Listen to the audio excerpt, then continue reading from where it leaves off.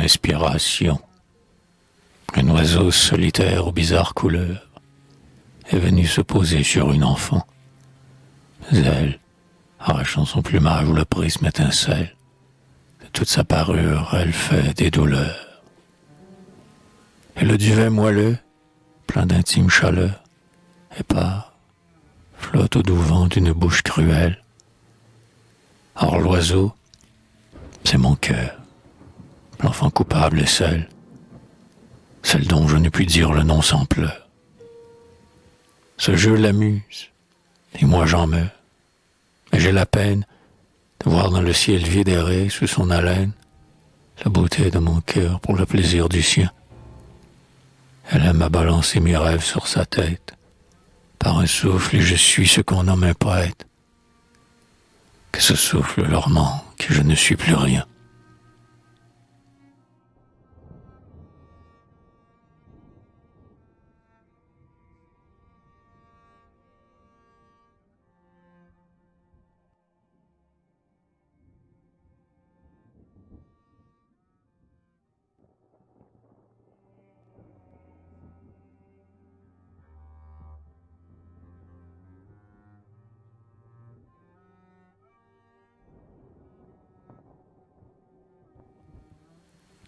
La folle, errante, elle demande aux enfants d'alentour une fleur qu'elle a vue un jour en Allemagne.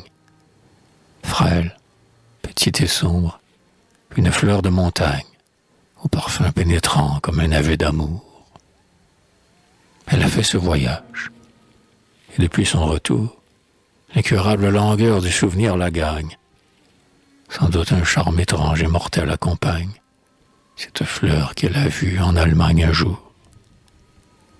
Elle dit qu'en baisant la corolle on devine un autre monde, un ciel, à son odeur divine, qu'on y sent l'âme heureuse et chère de quelqu'un. Plusieurs s'en vont chercher la fleur qu'elle demande. Cette plante est rare et l'Allemagne est grande. Cependant elle meurt du regret d'un parfum.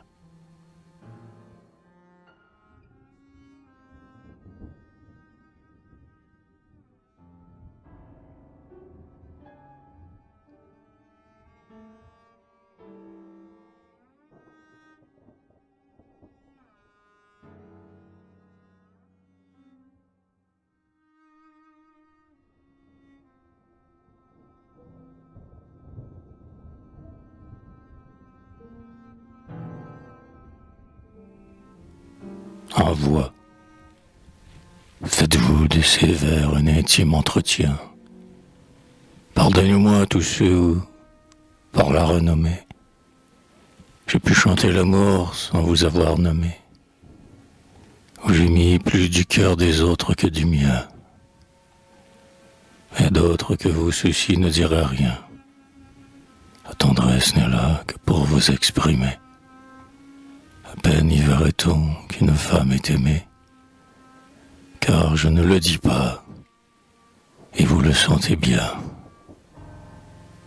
La nuit, quand vous pleurez, la veilleuse d'albâtre mêle une lueur douce au feu mourant de l'âtre, et ne luit que dans l'ombre, et dès le jour pâli. Pareil à la veilleuse et doux comme sa flamme, ces vers, faits seulement pour la nuit de votre âme, aussitôt pâliront si le monde les lit.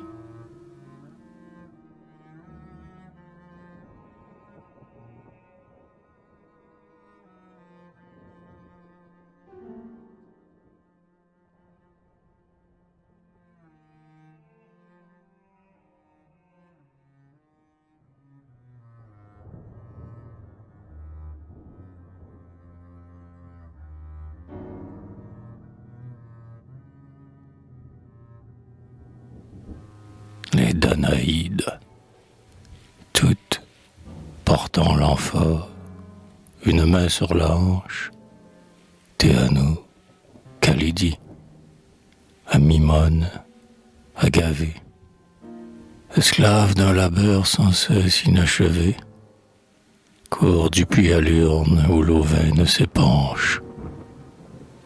Hélas, le grès rugueux meurtrit l'épaule blanche, et le bras faible est là du fardeau soulevé. Monstre, que nous avons nuit et jour abreuvé. Ô gouffre, qu'on nous veuille ta soif, car rien n'étanche. Elles tombent, le vide épouvante leur cœur.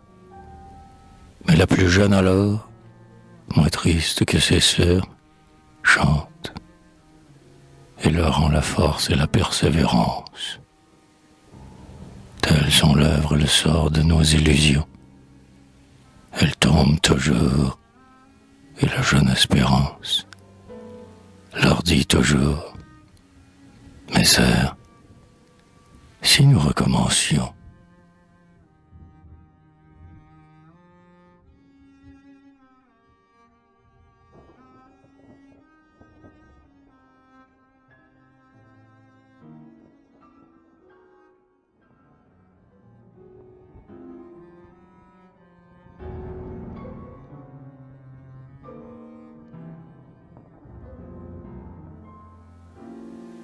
Conseil.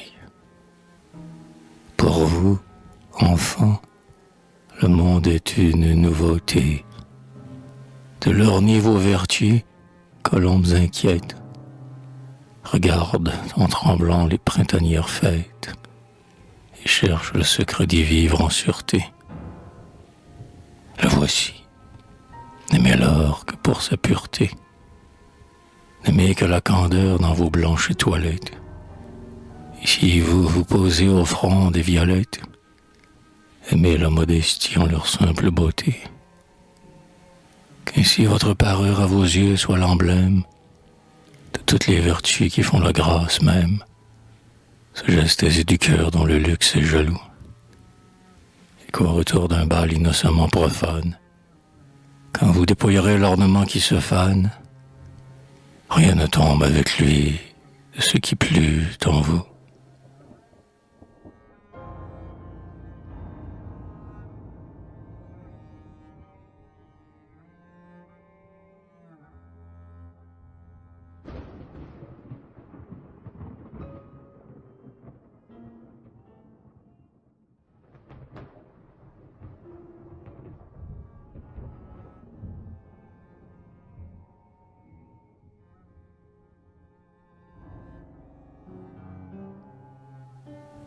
La note, que n'ai-je un peu de voix, j'ai le cruel ennui de sentir mon poème en ma poitrine éclore et de ne pouvoir pas, plus créateur encore, comme j'ai mis mon cœur, mettre mon souffle en lui. Le chant aérien laisse, après qu'il a fui, des lèvres jusqu'au ciel un sillage sonore, où l'âme, rajeunie plus légère, explore les paradis anciens qu'elle pleure aujourd'hui. La note est comme une aile au pied du verre posé, comme l'aile des vents fait trembler la rosée. Elle le fait frémir plus sonore et plus frais. Ô vierge qui effarouche un seul mot, le plus tendre, peut-être modulé, daigneriez-vous l'entendre? Vous qui l'osez chanter sans le dire jamais.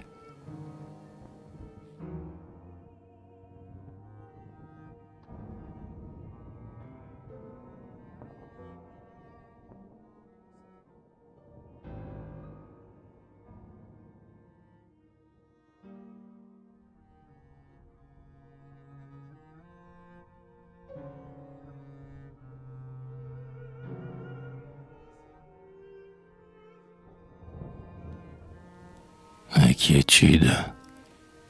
Pour elle désormais je veux être si bon qu'elle se sache aveuglément chérie. Je ne lui dirai plus il faut, mais je t'en prie, et je prendrai les torts, lui laissant le pardon. Mais qu'elle a pour murmure au fond de moi dit non. Contre un servile amour toute ma fierté crie non. Je veux qu'étant mienne, à ma guise pétrie, ce soit à elle, et non moi, qui l'abandon. Tantôt je lui découvre en entier ma faiblesse. Tantôt, rebelle injuste et jaloux, je la blesse, et je sens dans mon cœur sourdre la cruauté. Elle ne comprend pas, et je lui semble infâme. Oh, que je serais doux si tu n'étais qu'une âme. Ce qui me rend méchant, vois-tu, c'est ta beauté.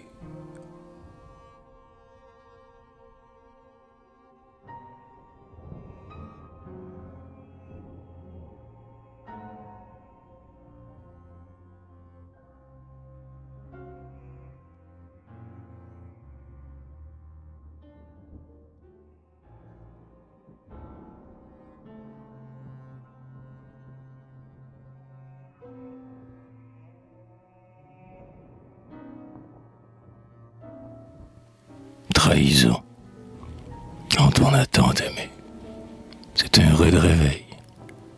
Tu t'y crus dans un nid semblable au nid des haies, caché, sûr et profond. Vain songe, tu t'effraies d'avoir osé dormir ce dangereux sommeil. La foi, bonne ou mauvaise, a donc un franc pareil. Tu ne veux même plus croire les larmes vraies.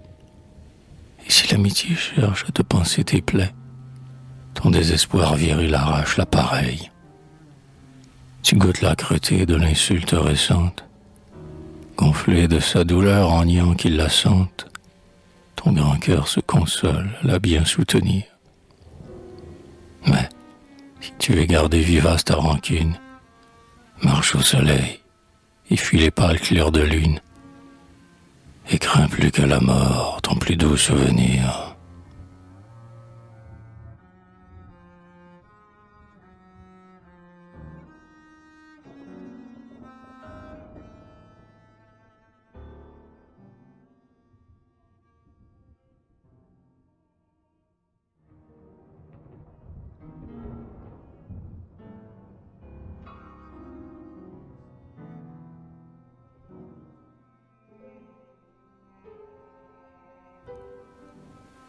Profanation, beauté qui rend pareil des temples les corps.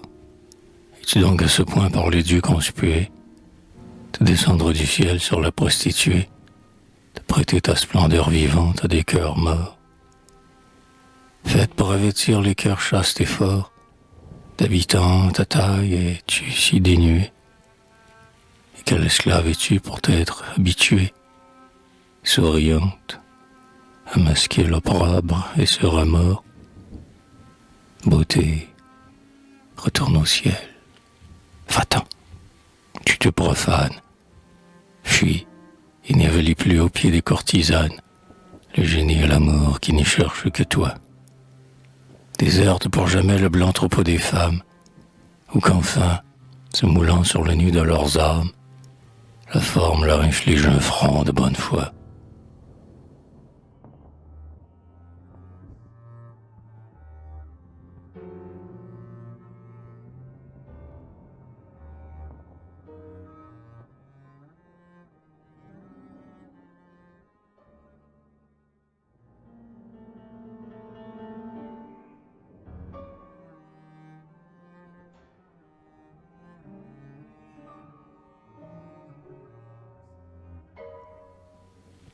Ô prodigue, le cœur n'est pas fragile, il est fait d'or solide, plutôt Dieu que, pareil à l'amphore de grès, il ne servit qu'un temps et fut poussière après, mais il ne s'use point aux douleurs, il se vide. Au bord, la volupté rôde toujours avide, frère, ne permets pas qu'il y boive à longs traits, garde sévèrement ce qu'il contient de frais, trésor 20 ans accru, qu'une nuit dilapide. Sois avare de lui, malheur à l'insensé, qui, portant ce beau vase au rouge bacchanal, en perd le baume au pied des idoles banales.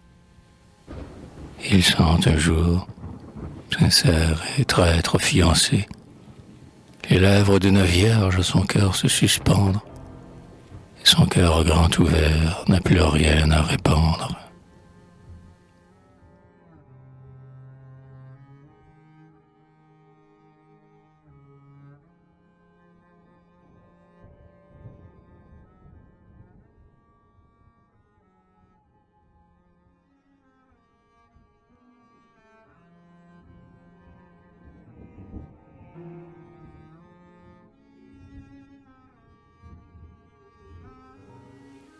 Les blessures. Le soldat frappé tombe en poussant de grands cris. On l'emporte. Le baume assainit la blessure. Elle se ferme un jour. Il marche. Il se rassure. Et, par un beau soleil, il croit ses maux guéris. Mais, au premier retour d'un ciel humide et gris, de l'ancienne douleur, il ressent la morsure. Alors la guérison ne lui paraît pas sûre. Le souvenir du fer gît dans ses flancs meurtris. Ici, selon le temps qu'il fait dans ma pensée, à la place où mon âme autrefois fut blessée, il est un renouveau d'angoisse que je crains. Une larme, un chant triste, un seul mot dans un livre, nuage au ciel limpide où je me plais à vivre, me fait sentir au cœur la dent des vieux chagrins.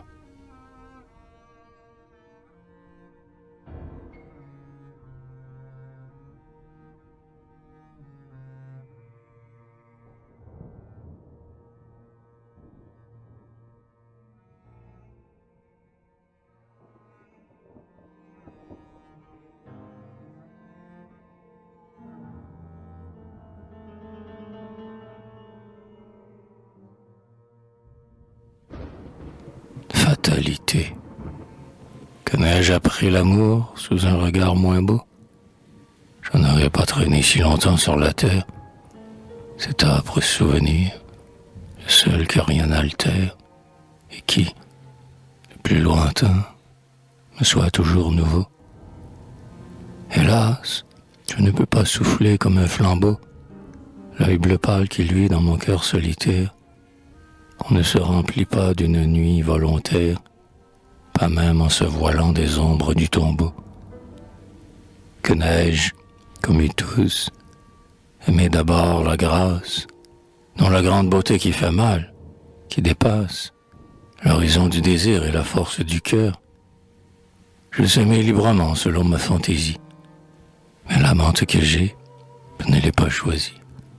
Je ne pourrai pas plus la changer que ma sœur.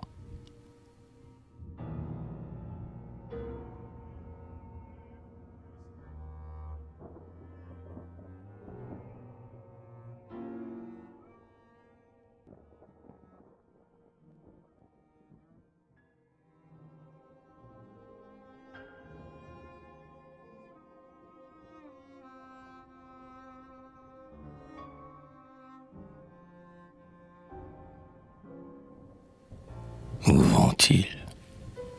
Ceux qui sont morts d'amour ne montent pas au ciel.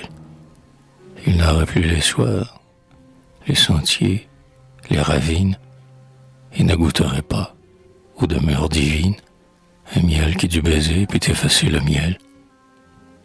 Ils ne descendent pas dans l'enfer éternel, car ils se sont brûlés aux lèvres purpurines, et l'ongle des démons fouille moins les poitrines que le doute incurable et le dédain cruel. Où vont-ils?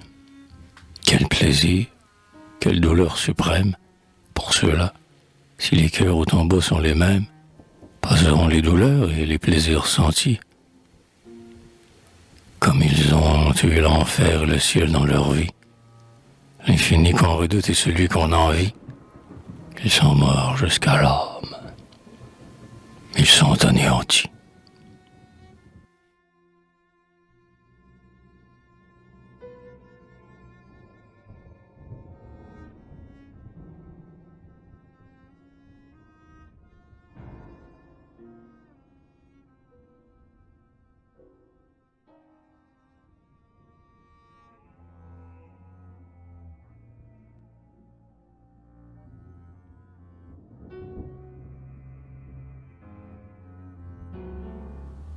l'art sauveur. S'il n'était rien de bleu que le ciel et la mer, de blanc que les épis, de rose que les roses, s'il n'était de beauté qu'aux insensibles choses, le plaisir d'admirer ne serait point amer. Mais avec l'océan, la campagne et l'éther, des formes d'un attrait douloureux sont écloses.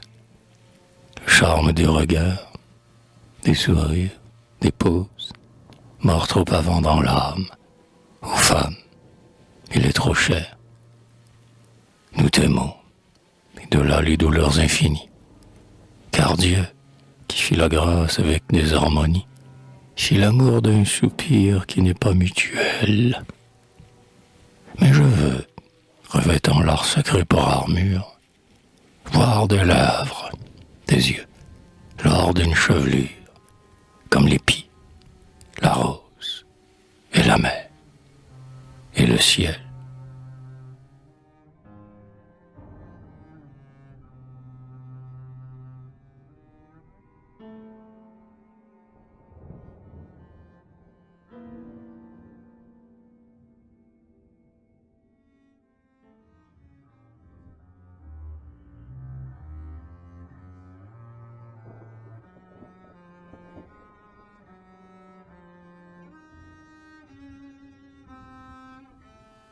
Sépulture.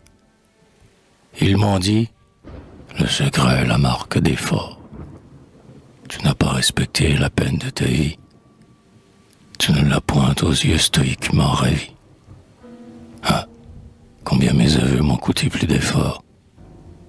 Pour sauver une forme éphémère et chérie, le profane embaumeur, troublé, mais sans remords, plongeant sa main hardie aux entrailles des morts, il dépose avec art les parfums de Syrie. Et moi, plus d'œil aussi, je me suis fait un art. Mes vers, plus pénétrants que la myrrhe et le nard, conserveront pour moi ma jeunesse amoureuse. Dans le temps qu'au fond de mon cœur je lui creuse, en sauvant sa fraîcheur, j'ai voulu l'enfermer. J'ai dû malgré moi l'ouvrir pour l'embaumer.